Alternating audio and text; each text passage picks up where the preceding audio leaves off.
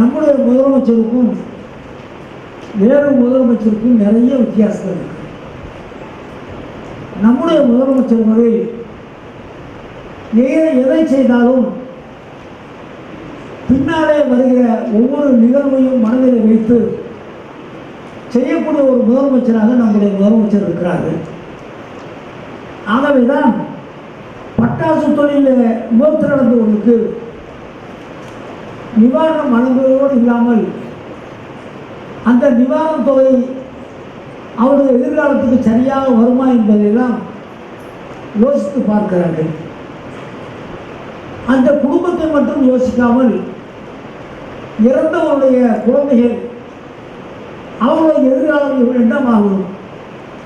அவர் பள்ளியிலோ கல்லூரியிலோ படித்துக் கொண்டிருப்பார்கள் சொன்னால் அவருக்கு அந்த கட்டணம் போன்ற ஹாஸ்டல் ஃபீஸ் போன்றவையெல்லாம் எப்படி கட்ட முடியும் என்பதெல்லாம் நம்முடைய முதலமைச்சர் அவர்கள் ஆராய்ந்து பார்த்து அந்த இறந்தவருடைய வீட்டு குழந்தைகளுக்கு ஒரு குழந்தைக்கு 2 லட்சம் ரூபாய், 2000 ரூபாய், மாதம் 2000 ரூபாய், 2 குழந்தையாக இருந்தால் 2000 4000 ரூபாய், 2 பெற்றோரை இழந்திருந்தால் 4000 ரூபாய். இப்படி அந்த குழந்தையோட எதிர்காலம் கல்லூரி படிப்பு முடிந்து வெளியிட வருகிற வரை அவருக்குரிய அந்த செலவை நம்முடைய முதலமைச்சர் தளபதி அரசு அதை ஏற்றுக்கொண்டிருக்கிறது.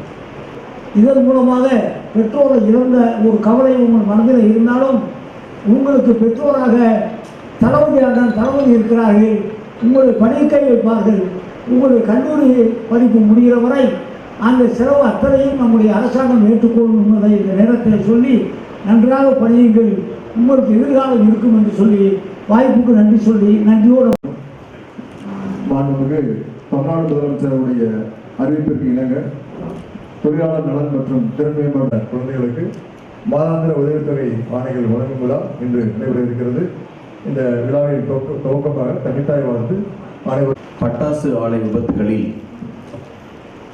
உயிரிழந்த பட்டாசு ஆலை உரிய செலவுகளை அரசை ஏற்றுக்கொள்வது என மாண்புமிகு தமிழ்நாடு முதலமைச்சர் அவர்கள் கடந்த ஆண்டு நவம்பர் மாதம் விருதுநகர் மாவட்டத்தில் நடைபெற்ற அரசு விழாவில் அறிவித்தார்கள்.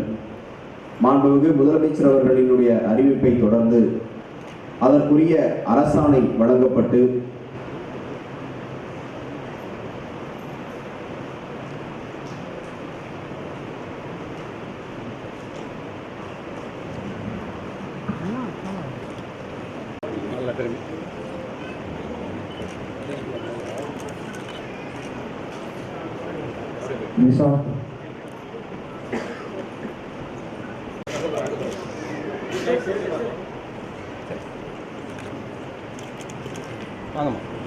மீரா, அதை தொடர்ந்து சந்தியா,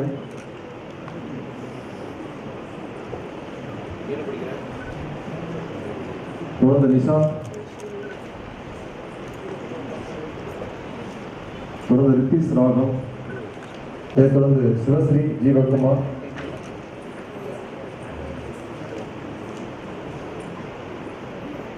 சிவஸ்ரீ, அதை தொடர்ந்து சுதேசி சார், கொஞ்சம் சார் சார் இங்கே பாருங்கம்மா. தொடர்ந்து தமிழரசி,